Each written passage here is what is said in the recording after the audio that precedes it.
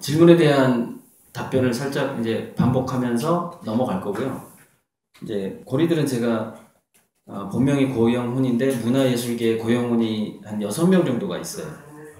사진작가, 극작가, 화가만 2명, 만화가 도저히 활동을 할 수가 없어요. 그래서 고리들이라고 이제 예명을 지으면서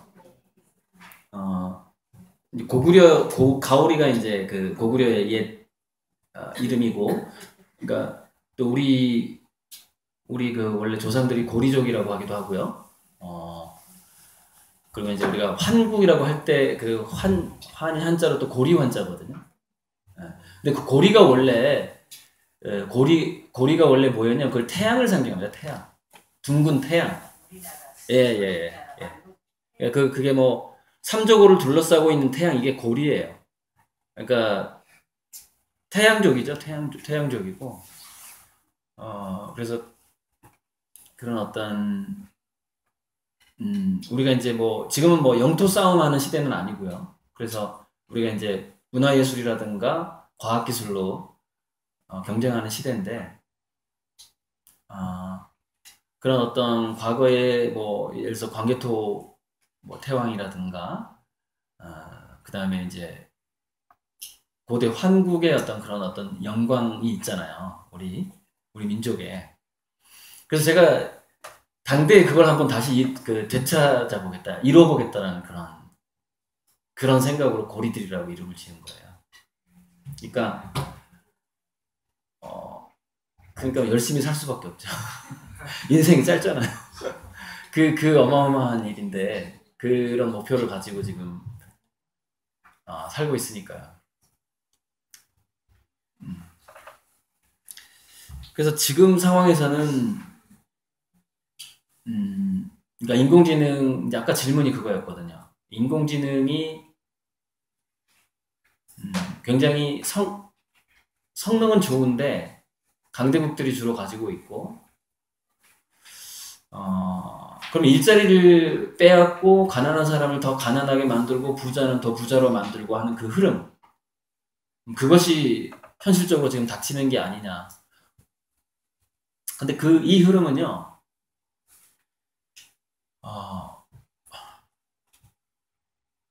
굉장히 비참하게 닥칠 것 같아요. 굉장히 우리 예상보다 훨씬 비참할 것 같거든요. 그러니까 제가 그 비유를 많이 들거든요. 증기기관이 나오고 나서 증기기관차, 열차가 나왔을 때 그때 가장 많은 대다수의 직업이 마부였어요. 왜냐하면 모든 짐을, 그러니까 말이 자가용이었잖아요. 말이 자가용이었고 화물차였고, 경제 오죽하면 우리가 힘을 마력이라고 그러잖아요. 말을 너무 많이 썼던 거예요. 농사 지을 때도 말을 썼지, 트랙터였고 화물차, 모든 거였어요, 말이. 근데 그 말과 관련된 직업이 사라지기 시작하는데, 이게 지금 앞으로 인공지능 로봇 때문에 지금 현재 우리 직업이 사라지는 거하고 거의 똑같아요. 자, 처음에 뭐가 먼저 사라졌느냐? 가장 많은 직업이 짐을 나르던 마부였어요. 짐을 나르던 마부. 이걸 한 방에 그냥 열차가 그냥 거의 마부 거의 한 600명. 그 뒤에 그 짐을 싣는 것보다 열차가 더 훨씬 많이 싣거든요. 그 단위 규모로 봤을 때 속도가 빠르잖아요. 그러니까 열차 하나가 나오면은요, 마부가 한 600명씩 실업자가 되는 거죠. 할 일이 없어지는 거예요. 그러니까 가장 흔한 직업이 가장 빨리 없어져요. 가장 그 인원수가 많은 직업이. 트럭 드라이버, 택시 드라이버 엄청 많잖아요. 그죠? 그 다음에 제조업에 종사하는 만드는 사람들, 이런 사람들의 직업이 먼저 사라지는 거죠. 그리고 남는 직업이 있는데 뭐가 남았느냐면은 럭셔리한 마부가 남아요. 누구냐면은 귀족들의 마차를 끌던 사람들이죠. 그땐 증기 기관차가 나오고 증기 자동차도 나왔었거든요. 증기 자동차도 나오고 해도 그 귀족들은 뭐예요? 아니, 자기가 운전하고 싶어요, 그거? 딱 뒤에서 앉아있으면 되는데. 그러면 앞에서 마부가 말발굽 소리 얼마나 듣기 좋아요. 경쾌하고, 그죠? 상당히 오래 가는 거죠. 증기기관이 나왔음에도 불구하고 럭셔리한, 즉 부자들을 상대하는 서비스직이 오래 가는 거죠. 네. 부자들한테 나올 돈이 많아요. 네. 그리고 그 당시까지, 그래서 이제 혼자 뭐 경찰들도 다 뭐 말 타고 다니고 했고, 근데 이제 그러니까 포드 자동차 나오고 뭐 이렇게 하면서, 이제 이 사람들도 직업을 잃기 시작하는 거예요. 자동차가 워낙에 효율적이고 빠르고, 그러니까 이제 럭셔리한 마부들도 실직자가 됐죠. 다른 직업을 찾아야 했죠. 그런데 그때까지 경찰들은 이제 말을 타고 돌아다니면은 자동차가 못 가는 데가 많잖아요. 비포장 도로가 워낙 많으니까. 그러니까 이제 혼자서 말 타는 사람들도 꽤 있었던 거예요.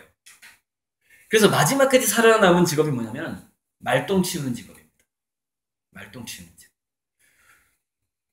이렇게 보시면 돼요. 숫자가 많은 직업이 먼저 사라진다. 그 다음에 럭셔리한 부자들을 상대하는 직업은 좀 남는다. 근데 이 직업이 마저 사라지고 남으면은 아주 정말 필요한 그 말만 남게 되고, 신기술이 못하는 말만 남게 되고, 비포장도로였으니까. 근데 말은 똥을 싼다는 거죠. 근데 도시 정화를 해야 되잖아요. 그러니까 예전에는 말이 워낙에 똥을 많이 싸니까 말똥 치우는 직업이 따로 있었대요.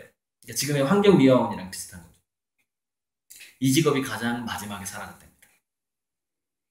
똑같은 거예요. 무슨 얘기냐면 인공지능 로봇이 경제권으로 딱 들어오기 시작하면 오래가는 직업은 돈을 쥐꼬리만큼만 받는 직업만 오래가요. 중간에는 럭셔리한 직업 좀 남다가 이 현상이 지금 쓰나미처럼 몰려오고 있는 거예요. 그러니까 그때 증기기관 열차가 지금의 인공지능 로봇이라고 보시면 되는 거죠. 그렇게 생각해 보시면 돼요. 그래서 제가 이제 이 4차 산업혁명의 이 흐름을 태풍으로 비교를 해서 지금 책을 쓰고 있는데, 태풍은 굉장히 이제 이게 돌아가는데, 태풍의 눈의 지역이 있어요. 태풍의 눈. 굉장히 고요하고. 근데 그게 반경이 한 30km에서 50km 정도 되는 태풍의 눈은 굉장히 고요하고 막 해가 비치고 되게 아름답대요. 태풍의 눈만 따라다니면서 배를 운전하면은 경치가 아주 좋은 거죠. 그리고 옆에는 엄청난 구름벽이 이렇게 둥그렇게 있는 거죠. 그게 태풍이죠. 4차 산업혁명에 태풍이 왔을 때 우리는, 자, 태풍이 한번 지나가는 거 한번 잘 보세요. 가장 안전한 곳은 태풍의 눈 안으로 들어가는 겁니다. 태풍 인간이 어떻게 상대를 해요, 태풍을? 인공지능 로봇을 어떻게 상대를 합니까? 못해요. 그래서 지금 교육에서부터 경쟁 교육 시키지 말라고 하는 거거든요. 인공지능하고 어떻게 경쟁을 하냐는 것이죠. 협력 교육으로 바꿔야 된다. 그리고 창의 인성을 왜 얘기하냐면은, 그러니까 인간이 창의성을 갖는다라는 것은 어찌 보면은 태풍하고 한번 좀 싸워보고자 하는 그런 면을 갖고 있긴 한데, 우리가 자꾸 인성 하는 건 뭐냐면은, 아까 제가 처음에 일부에서 소두에서 인간은 원래 일하는 존재가 아니었다라는 점, 서로 재밌게 즐기는 존재였다는 거죠.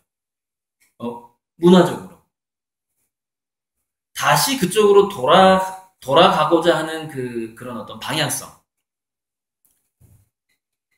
그게 태풍의 눈이에요. 그러니까 우리가 소비를 줄이고 돈을 아끼고, 나도 가난하지만 나보다 더 가난한 사람들을 돌아보고, 이렇게 서로 인간적인 그런 어떤 끈끈한 공동체를 만들어내는 그런 자세, 그게 태풍의 눈이에요. 그런 태도가 없이 여전히 자본주의의 그 경쟁 방식으로 산다면 10년 내에 다 망가진다고 봐요. 10년 내에 분명히 치고 들어와요. 왜냐하면 미국도 먹고 살기가 힘들거든요. 그러니까는 그 문명의 이기인 인공지능 로봇을 사적으로 사용할 가능성이 아주 많죠. 그러니까 자기들한테 집단 이기주의 방식으로 쓸 가능성이 많다는 거죠. 미국 중심으로 지금 이미 돌아갔잖아요. 전 세계가 이렇게 돌아가고 있어요. 영국은 영국 중심, 독일마저 지금 돌아갈 조짐을 보이고 있어요. 독일은 막 그래도 뭐 난민들 받아들이고 막 잘했었는데 왜 자기들도 먹고 살기가 힘드니까 이제 그렇게 돌아가는 추세가 지금 보이고 있거든요.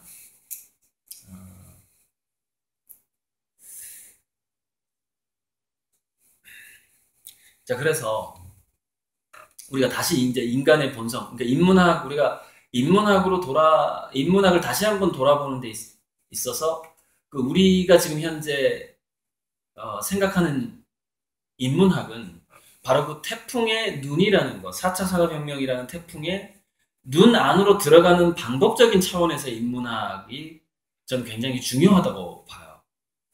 그러니까 우리가 시간을 보내는, 지금까지 우리가 스트레스 받고 놀 때 돈을 써가면서 놀았잖아요, 지금까지. 이제 돈을 안 쓰면서 어떻게 놀까를, 그 노하우가 아주 많은 사람일수록 더 행복해지는 사회가 되는 거거든요. 돈을 쓰면서 놀 수 없는 시대가 오니까요. 어떻게 돈 안 쓰고 재밌을까? 어떻게 돈 안 쓰고 행복할까요? 이런 점이죠. 근데 인간의 본성상, 인간의 욕구상, 여기 보시면, 자, 앞으로 이제 은퇴자들이 많고 고령 사회가 오잖아요. 그래서 노인들이 고충 4가지가 저 밑에, 첫 번째, 은퇴를 해야만 하는 것이 굉장히 힘든 문제라는 거죠. 두 번째, 은퇴했더니 빈곤해지는 거예요. 빈곤해지니까 어디 나가서, 여러분, 우리 특히 한국 남자들 친구 불러낼 때 어떻게 해요? 자기가 쏴야 되잖아요. 야, 막걸리 한잔 하자고 자기가 돈 내야 되잖아. 이 각출하는 문화가 없어요. 근데 저 아래 세대는 각출하는 문화가 많이 발달돼 있더라고요. 각자 돈 내는 문화가. 근데 저까지만 해도 제가 돈 없으면 친구들한테 연락을 못 하겠는 거예요. 문화 자체가 그래 왔으니까. 빈곤해지니까 고독해지는 거예요. 사람들을 만날 수가 없는 거예요. 돈이 없으니까. 체면도 있고. 이 굉장히 위험한 상황입니다. 이러면 안 돼요. 왜냐면 누구나 다 빈곤해질 것이기 때문에 그런 그런 문화 빨리 벗어나야 돼요. 그리고 돈 없이도 행복할 수 있고 돈 없이도 막걸리 마실 수 있는 데가 아주 많아져야 되는 거죠. 돈이 뭐 꼭 없지는 않겠지만 어떤 굉장히 어떤 기부나 자선 사업으로서 즐겁게 취할 수 있고 노래 부를 수 있는 그런 장소가 많이 마련돼야 된다는 것이죠. 우리 익산부터 한번 그렇게 만들어 보면 얼마나 좋겠어요. 그래서 근데 문제는 뭐냐면은 저게 제가 순서대로 일부러 저렇게 맞춘 겁니다. 은퇴하면 빈곤해지고 빈곤하면 고독해지는데 인간은 고독하면 무조건 아프더라는 겁니다. 몸이. 무조건 질병으로 간다는 거예요. 갑자기 아프기 시작합니다. 사람들 안 만나면. 그래서 이것에 대해서 그러니까 우리가 헬스케어 쪽을 굉장히 신경 써야 되는 시점이거든요, 지금. 그러니까 젊은이가 됐든 뭐 시니어가 됐든 고독하면 다 아파요. 몸이. 그러니까 아까 제가 질병을 촉발하는 스위치가 60개에서 80개쯤 있다고 그랬죠. 그런데 그 중에서 절반은 심리적인 원인입니다. 절반만 물질적인 원인이에요. 근데 반은 심리적인 원인이에요. 질병을 일으킨 그 80개의 스위치 중에서. 거기에 대해서 이제 의사들하고 학자들이 인간의 건강에 대해서 루이스 터먼 박사가 아주 가장 오랫동안 연구한 사람이죠. 90년 동안 연구했습니다. 한 사람이 태어나서 90살 될 때까지 연구했다는 얘기예요. 근데 몇 명을? 1548명을. 굉장한 답이 나왔겠죠. 그래서 인간을 가장 건강하게, 여기 보면 물질적인 요소가 하나도 없습니다. 그러니까 인간이요, 이게 이제 미국에서 조사했기 때문에 좀 그런데 약간 좀 잘 사는 사회에서 조사를 한 거죠. 그러니까 우리가 이제 먹는 거 걱정 없는 상황이 왔다. 우리가 비타민 결핍이 걸리지 않는 정도까지가 왔을 때는 인간의 건강을 좌지우지하는 것은 오로지 심리적인 요소밖에 없습니다. 물론 거기에 한 가지 플러스 하자면 운동 문제가 나와 있습니다. 몸을 움직이는 문제하고 심리적인 문제 2가지가 남아요. 그래서 1번, 인간을 가장 건강하게 해주는 것은 보람이더라는 겁니다. 성취감인데 이걸 2글자로 보람이라고 해요. 사는 보람을 느끼는 것. 이것이 인간 건강의 가장 중요한 요소더라는 겁니다. 그러니까 1548명을 90년 동안 연구해보니까 저걸 느낀 사람만 오래 살더래요. 건강하게. 2번, 4번은 좀 4번은 회의적 낙관주의자가 가장 건강하게 오래 살더래요. 무슨 얘기냐면 조심할 건 조심하되 기본 성격은 낙관적인 사람이 오래 살더래요. 너무 낙관적인 사람이 빨리 죽더래요. 어떻게 죽느냐? 위험 요소를 안 피하니까 교통사고로 죽거나 아니면 아주 해로운 화학물질 같은 거에 노출돼서 죽더래요. 그러니까 어느 정도는 조심해야 된다는 거죠. 그래서 회의적 낙관주의자가 가장 오래 살더라. 건강하게. 이렇게 나오고 3번 주변에 운동을 좋아하는 사람이 있으면 오래 살더라. 그러니까 야 나가자. 서 한번 돌아야지. 근데 이렇게 말해주는 친구가 없으면 빨리 죽어요. 그러니까 이거는 뭐냐면 자기 스스로 운동을 좋아하는 친구가 되든지 그리고서 친구를 끌고 나가든지 아니면 내 옆에 그런 사람이 있어야 되는 거예요. 근데 친해야 돼. 왜 안 친하면 이게 나가기 껄끄럽잖아요. 근데 굉장히 친한 친구 중에서 운동 좋아하는 친구가 한 명 있어야 돼요. 그럼 오래 살더라. 그냥 오래 사는 거 의미 없습니다. 건강하게 오래 사는 거예요. 건강하게 오래 살더라는 그런 사람들이. 이 네 가지 답이 딱 나옵니다. 2번은 뭐냐면 예를 들어서 암에 한번 걸렸다가 치료된 사람 또는 다리가 한번 부러져 봤다가 다시 붙은 사람. 그러니까 병원에서 고생해본 사람 있죠. 고생해본 사람이 한 5년에서 6년을 더 살더래요. 그러니까 더 조심하게 되니까. 그래서 우리 골골 80이라는 얘기가 그래서 나온 거잖아요. 저 사람 좀 아파야 오래 살더라는 거죠. 왜 조심하니까. 근데 평생 감기 안 걸린 사람 한 방에 가잖아요. 갑자기 말기암으로 발견되는 거야. 병원에 한 번도 안 가니까. 그죠? 병원에 자주 가는 사람 중간에 발견이 되잖아요. 초기암 때. 그래서 더 오래 살잖아요. 이제 그런 것들이고요. 이거는요, 앞으로 계속돼요. 왜 그러냐면, 제가 아까 말씀드렸죠. 바이오가 쉽게 정복되지 않는다. 인간의 질병. 앞으로 50년간 이건 지속되는 겁니다. 쉽게 정복 안 됩니다. 인간의 건강이라는 게. 자, 브룬 박사하고 올프 박사가 이제 로제토 마을에서 공동체의 관계가 인정 넘치고 할수록 그 집단 전체가 오래 산다는 결론이 나옵니다. 건강하게 오래 살다. 그러니까 우리가 지금 여기 이 강의가 익산의 미래 익산과 인문학과 관련된 그런 강의로 알고 있는데 이게 굉장히 인문학적인 내용이죠, 사실 이게. 엘버드 하워드라는 사람이 파키스탄 고지대의 훈자 문명을 연구해봤더니 그 동네는 100세가 넘도록 성생활을 계속하고요. 제가 안 가봐서 모르겠는데 아무튼 이게 책에 이런 기록이 나와요. 평균 120세를 사는데 종합병원도 없는데 저렇게 살더라는 거예요. 종합병원도 없는데. 그래서 왜 그런가 봤더니 퇴비 문화 있죠. 퇴비. 똥, 오줌 이런 것들이 다시 밭으로 돌아가고 이게 뭐냐면 사실은요. 미네랄 순환이에요. 미네랄 순환. 미세 미네랄 같은 것들을 함부로 버리지 않고 완벽하게 생태 농업을 하더래요. 생태 농업. 모든 게 논으로 가는 상황. 즉 여기는 비료가 없어요. 비료 없이 비료가요 굉장히 또 생태계를 망가뜨려요. 그게 질소 비료여가지고.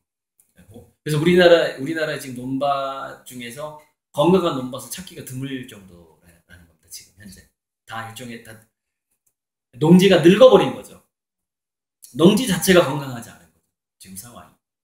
그래서 이것을 극복하기 위해서는 지금 여러 가지 방법이 필요한데, 이게 이제 극복되는 방법이 화산 폭발을 하면 좀 극복이 된대요. 화산재가 내려앉으면 미네랄이 채워진답니다.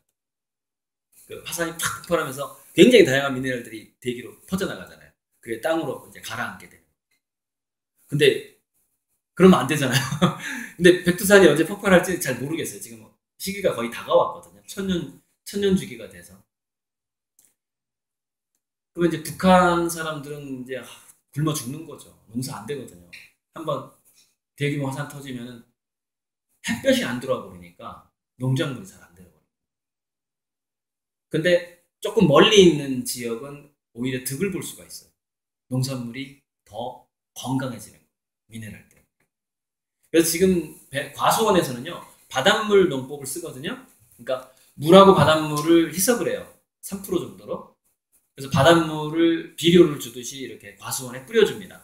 그러면 비가 오면 왜 맹물 담수 비가 오게 되면은 땅에 있는 미네랄이 녹아가지고 바다로 다 가버린단 말이에요. 그래서 바다가 짠 거 아니에요. 그래서 여러분 그 천일염하고 그 정제된 소금하고 다른 게 뭐냐면, 천일염에는 다양한 미네랄이 같이 섞여 있어요. 그래서 그 천일염을 먹으면 오히려 고혈압을 막아준다는 얘기도 있어요.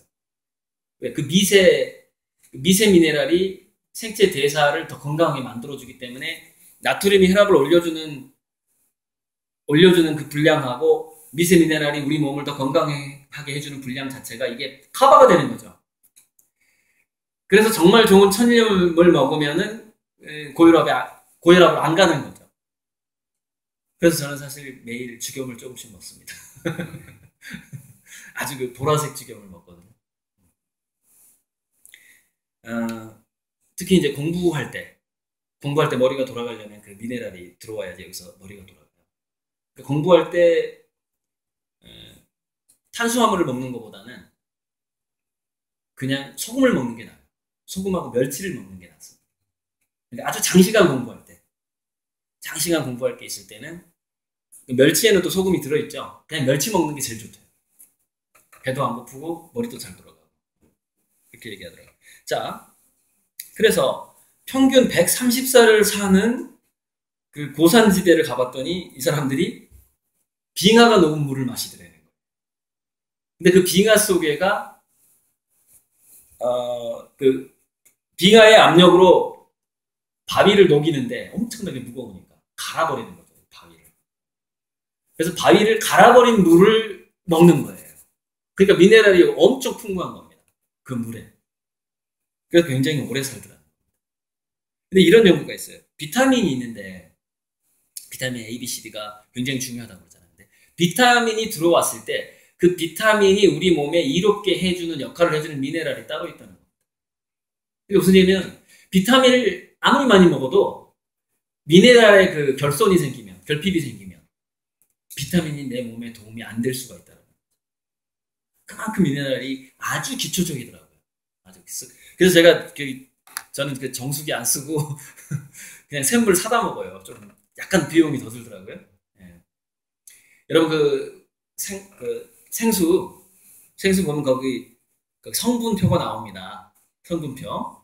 거기에 많이 나오는 게 나트륨, 칼륨, 칼슘, 마그네슘이 4가지가 가장 많아요. 이 4가지가 우리 심장을 뜨게 해주고 신체 대사를 하게 해주는 데 있어서 가장 중요한 4가지 미네랄이에요. 그러니까 이게 무슨 얘기냐면은 인간은 정제된 물을 먹도록 진화되지 않았어요. 인간은 아까 제가 600만 년이라고 그랬죠? 600만 년이라고 치고 600만 년 동안 계곡에 흐르는 물을 먹거나 빙하가 녹은 물을 먹거나 가끔 가다가 짠 그 조개를 먹으면서 바다 속에 있는 그 미네랄을 섭취하고 고기 잡아먹으면서 이렇게 살아왔다는 거예요. 그러니까 그게 이제 최근에 지금 정수기는 많이 좋아졌는데 한 10여 년 전, 20여 년 전에 유행했던 정수기가 중공사막 정수기라고 있어요. 모든 미네랄을 다 걸러버리는 정수기. 그거 먹으면 죽어요. 어떻게 죽냐면은 심장마비로 죽어버려요. 왜냐면 심장을 떼게 해주는 미네랄이 없기 때문에 점점점 결핍되다 갑자기 심장이 안 뛰어버리는 거예요. 그래서 돌연사로 많이 그 정수기가 많이 퍼지면서 또 돌연사가 많이 발생을 하게 되는 거죠. 그런 일이 있었습니다. 그래서 거기에 관해서 책을 쓴 의사들이 있어요. 그러니까 요즘에 좀 유행하는 건 뭐죠? GMO가 들어오면서 어떤 질병이 늘어났는가. 요즘에 그게 좀 유행하죠. 옛날에 그 정수기가 보급되면서 어떻게 사람들이 죽어갔는가. 그걸 연구하는 사람도 있었죠.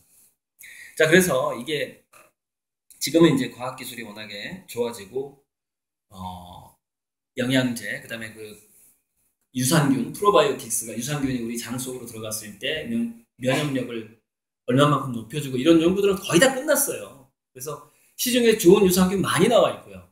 약국에만 가도 건강보조식품으로 장까지 살아 내려간다는 유산균 많이 상품으로 나와 있어요. 지금 현재는. 그리고 미네랄이 우리 신체에 미치는 영향 다 연구가 되어 있어요. 그러니까 이런 기본적인 거. 아주 이제 그 희귀한 질병 같은 거는 아직 이제 정복 퍼센트를 보면 95%, 96%가 아직 정복이 안 된 상황이지만 보통 사람들이 느끼는 그 건강할 수 있는 것들은 어느 정도 충족이 되어 있죠. 그래서 우리한테 지금 가장 부족한 건 뭐냐면 특히 한국 사회에서 가장 부족한 게 뭐냐면 관계. 인간관계. 그것도 따뜻한 인간관계의 결핍이 한국 사회에서 저는 죽음을 부르는 가장 큰 요인이라고 생각해요, 지금. 현재. 물론, 아까 제가 말씀드렸죠. 관계가 왜 망가지죠? 인간은? 예, 빈곤해지면 관계가 망가져요. 돈이 없어지면. 지금 우리들의 고정관념은, 우리가 살던 방식으로는 매달 들어오는 내가 그 기본급이 없으면 관계는 망가지게 됐습니다. 그래서 설득이 안 되는, 우리가 문화를 바꿔나가야 돼요. 가난하지만 즐겁게 만나서 이렇게 관계를 만들 수 있는 그런 문화들을 많이 만들어내지 않으면은 악순환이 되는데 무슨 얘기냐면 의료보험료가 많이 지출이 돼요. 여러분 전 세계 의료보험을 연구해 보면 많이 아픈 환자 5%가 의료보험의 50%를 소비합니다. 5%가 50%를 소비한다. 그러니까 우리가 그 5%를 심하게 아픈 사람들이 그러니까 발생되지 않도록 해주면요. 그 전에 우리가 이제 그 예방의학 내지는 우리가 서로 사람들을 챙겨주는 이런 문화가 되면은 그 5%의 환자가 3%, 2%, 1% 줄어들 수가 있잖아요. 그러면 의료보험 지출이요, 20, 30%가 절약이 돼버려요. 근데 이게 지금 의료법상 심한 환자들이 생겼을 때 방치할 수가 없어요. 방치하면 의사가 감옥에 들어가야 돼요. 우리가 낸 보험료는 그 사람을 위해서 쓸 수밖에 없는 거예요. 그러니까 이게 우리가 서로 인간들끼리의 이 관계가 실질적으로 의료보험료를 절약해주는 효과가 굉장히 커요. 이것도 이제 조사한 사람들이 많을 거고 정확한 어떤 퍼센트가 있을 텐데 제가 이제 그 퍼센트가 지금 정확하게 생각은 안 나는데 아마 10%에서 20% 사이일 거예요. 굉장히 많은 비용이 줄어들게 됩니다. 그러면 국가에서는 그 돈을 아끼게 되기 때문에 그 돈을 다른 데 쓰게 되는 거죠. 그래서 창의적인 벤처기업에 쓴다거나 복지 비용으로 쓴다거나 이렇게 되는 것이죠. 그러니까 우리가 악순환인데 우리가 빈곤해지는 건 앞으로 10년간, 20년간 어쩔 수 없거든요. 이게 4차 산업혁명의 태풍과 쓰나미가 오고 있기 때문에. 근데 우리가 이 빈곤에 굴복당해버리잖아요. 완전 지옥돼버려요. 지옥돼버려요, 한국. 아픈 사람 더 많아지게 되고요. 그러니까 치명적으로 아픈 사람이 5%에서 10%로 늘어버리잖아요. 이게 무슨 얘기냐면 의료보험의 그 적자가 매년 엄청나게 발생하는 상황이 돼요. 즉 무슨 얘기냐면 국가 파산까지 가버려요. 이렇게 되면 국가 파산까지. 그 돈을 댈 수가 없는 거예요. 지금 이미 그 의료보험이라든가 그다음에 그 공무원연금, 군인연금 이런 거 있잖아요. 지금 저도 약간 그런 예측이 드는데 뭐냐면은 법률을 바꿈으로써 공무원연금하고 군인연금이 사라질 가능성도 있다고 우리나라에서. 왜냐? 연금을 받는 사람이 한 10% 정도 많지가 않아요. 그런데 예전처럼 나머지 국민들이 돈을 벌던 시대라면은 인정을 해줄 텐데 돈 버는 사람들이 별로 없는 거예요. 근데 이 연금 받는 사람들 몇백씩 딱딱 통장에 들어오는 상황을 가만 놔둘 것 같으세요? 자, 무엇보다 누가 가만 놔두지 않냐면은 청년 실업자 이하 세대가 절대 가만 놔두지 않는데. 왜? 당신들이 국가를 잘못 공영해서 우리가 지금 다 백수로 가난하게 살고 있지 않나 이거죠. 우리가 어떻게 당신들한테 연금을 주도록 내버려둘 수가 있냐는 것이죠. 그러면 이제 어떤 공약이 나오게 되냐면은 특단의 조치를 취해서 전체 국민들한테 이 부를 분배해 주도록 하겠다라고 주장하는 사람들이 국회의원이 되고 시장이 되고 하는 비율이 올라가 버리는 겁니다. 네. 대다수가 너무 가난해지면 그런 사람들을 찍어버리게 되는 거죠. 그럼 그런 사람들이 들어가게 되면 법률이 바뀌게 되겠죠. 그래서 공무원연금과 군인연금 이런 것들이 사라질 가능성도 있다는 겁니다. 언제? 한 30년 내에 이게 사라진다. 그래서 월급은 받을 수 있을지 모르지만 연금은 못 받을 수 있다. 제가 강의할 때 이렇게 특히 선생님들 강의 다닐 때 제가 그래요. 연금은 믿지 마라. 연금 못 받을 가능성 많다. 그래서 어떤 식으로든 조율을 하겠죠. 뭔가 어떤 시간이 얼마 안 남았기 때문에 이제 혹시 지금 뭔가를 물어보고 싶다, 질문을 하고 싶으면 지금 하셔야 돼요. 그러면 그 대답하는 과정에서 시간이 끝나니까 아까 중간 질문 제가 충분히 설명 못했네요. 충분히 설명하고 있을게요. 괜찮아요? 제가 이어서 설명을 질문을 한번 드릴게요. 이어서 한번. 네. 저만 말씀. 괜찮습니다. 네. 다 궁금해하는 거니까. 일단 좋은 설명 질문에 대해서 고맙습니다. 근데 이제 이렇게 AI 이게 지금 인공지능으로 인한 어떤 시대가 이제 이렇게 변화가 급작스럽게 오게 되면 아까 지금 말씀하신 대로 여러 부정적인 이제 요인들이 이렇게 발생을 하고 변화가 오는데 과연 이제 이런 부분에서 여러 가지 것들과 맞물려서 이제 실업 문제라든가 이런 아까 이제 질병의 문제 그래서 과연 그러면 국가 시스템이 이를 커버할 수 있는 복지 시스템이 어느 한도까지 가능하겠는가. 지금 현실적으로 다시 얘기를 돌리면 문재인 정부가 예를 들면 건강보험의 대폭적인 어떤 완화 방침들을 좀 발표했잖아요. 그러나 이런 것들이 선생님 말씀을 들었다 보면 어떤 의료 재정들이 탄탄화될 가능성도 있고 또 한 가지 이제 아까 유럽의 문제를 말씀하셨잖아요. 그래서 각자 나라가 각자 도생의 길로 간다고 보고 아까 청년들의 어떤 반기를 보고 최근에 제가 뉴스를 접했을 때 오스트리아 이번에 총리가 31세 이게 당선이 됐다고 그래요. 그러면 어떤 국어적 상황이 올 수도 있지 않겠느냐 정치적으로 이런 부분까지 좀 제가 포괄적인 질문인데 좀 이렇게 또 재미있는 답변 부탁드립니다.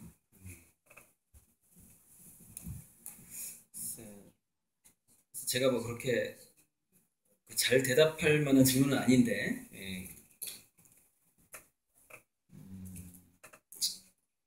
정치의 변화도 빈곤해지다 보면 사람들이 우리가 생각했던 것보다 더 빨리 올 것 같아요. 올 것 같은데 지금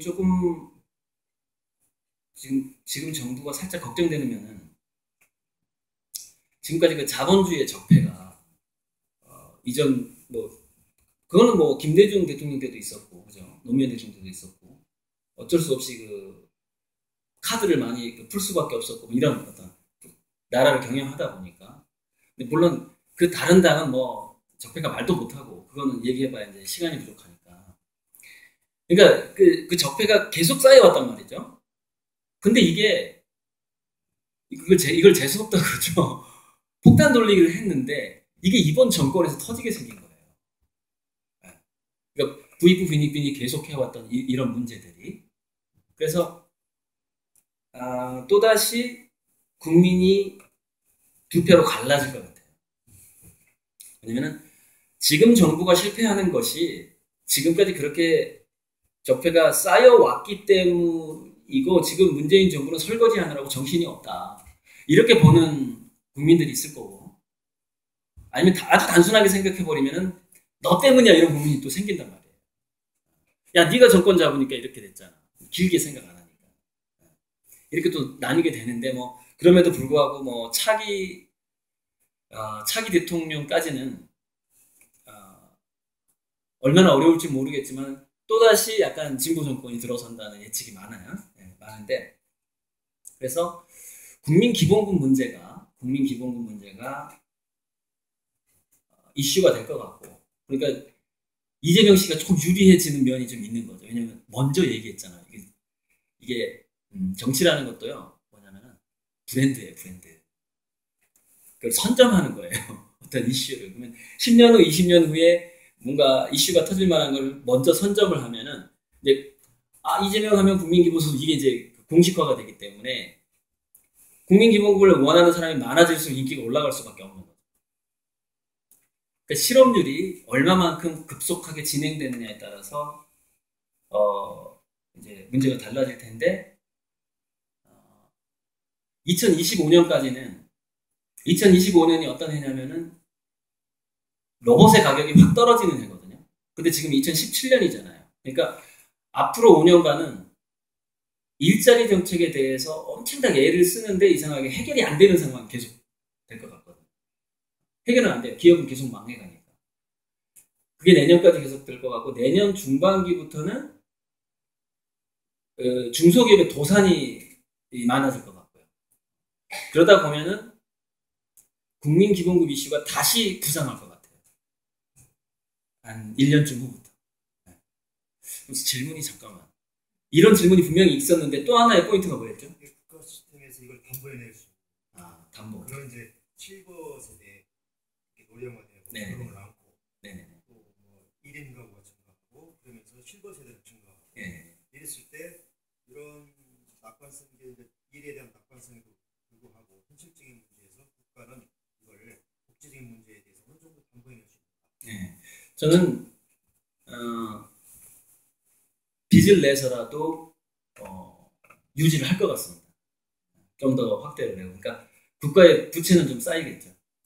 근데 그렇게 하지 않으면 다음 희망이 없기 때문에 그러니까 새로운 창의성이 다음 세대들한테 나와줘야 되는 것이고 그래서 이제 그 새로운 희망에 대해서 좀 말씀드리자면 아까 의료 헬스케어 부분은 그러니까 한국 의료가 강해져서 세계적인 고객을 많이 확보하는 이것이 좀 괜찮은 아주 현실적인 해법인데 그렇게 낙관적으로 보여지진 않고요. 그러니까 문재인 정부의 그런 케어 조치가 이렇게 좀 희망적인 부분으로 가장 이렇게 안 좋은 부분이 있습니다. 그러니까 지금 문재인 정부가 헬스케어 부분에 있어서 굉장히 공격적일 필요가 있는 거죠. 굉장히 과감할 필요가 있는데 과연 그렇게 할 수 있을지 모르겠어요. 지금 여러 가지 논의들이 있는데 좀 느려요. 속도가 너무 느려서 해외 기업한테 잡아먹힐 것 같다는 느낌이 좀 저는 개인적으로 많이 들어요. 그래서 이제 10년, 15년간은 계속 가난해질 수밖에 없고 국가의 빚은 계속해서 쌓여가겠죠. 그래서 위태위태하겠죠.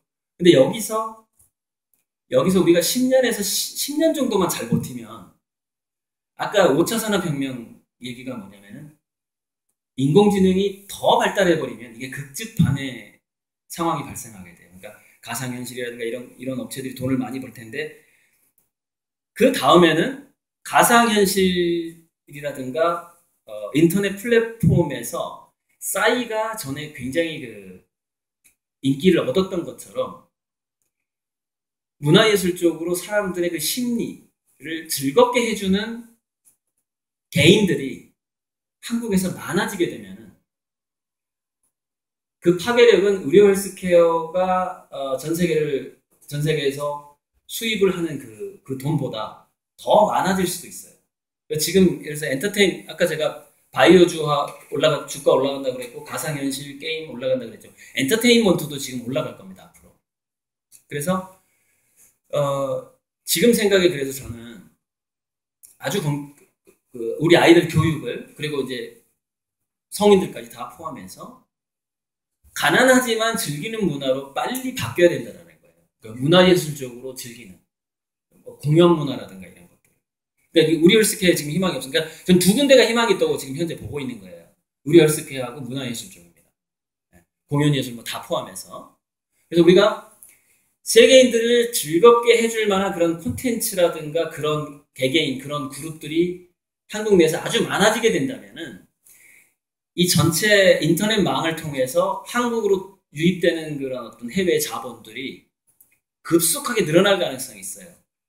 그래서 지금 교육을 저는 중고등학교, 초중고등학교 전체 교육을 전부 동아리 방식으로 빨리 바꿔야 된다고 보는 거예요. 빨리. 그래서 지금 이제 우리 할아버지 할머니나 뭐 이렇게 엄마 아빠들은 애들이 이제 이렇게 거울 보면서 막 춤추고 뭐 가수 된다 그러고 연예인 된다 그러고 그걸 나쁘게 보잖아요. 근데 나쁘게 볼 게 아니에요. 왜냐면은 그거 안 하고 공부하고 나 의사 되겠다 변호사 되겠다 한다고 해서 그걸 될 수 있는 게 아니란 말이에요. 지금 상황이. 그래서 지금 애들이 그 좀 이렇게 연예인에 대한 갈망도 많고 노는 걸 좋아하잖아요. 한국 아이들이 특히. 그죠? 그 사람들 성공한 모습만 보니까. 근데 그것을 억압할 게 아니라는 거예요. 전체 아이들을 동아리 방송으로 바꾸게 되면 그런 동아리가 굉장히 많아질 것이고, 그러면은 여러분 지금 현재 케이팝이 전 세계적으로 일본 가수들보다 약 10,000배의 위력을 가지고 있어요. 10,000배. 수입이라든가 광고 모델로 뛰는 거, 해외에서 공연 요청이 일본 가수를 완전히 압도했죠. 그리고 지금 유럽과 미국의 팝 가수들 거의 대등한 상태가 됐거든요. 근데 저는 여기서 더 가야 된다고 보는 겁니다. 이게 한국의 빚을 질 텐데, 그럼 빚을 지면 빚을 갚는 계획이 필요하잖아요. 제가 봤을 땐 문화예술밖에 없다는 거예요, 답이. 네, 의료 헬스케어는 이미 늦어지고 있다. 네. 이것으로 그럼 강의를 마치겠습니다. 감사합니다. 네. 뭐 아까 잠깐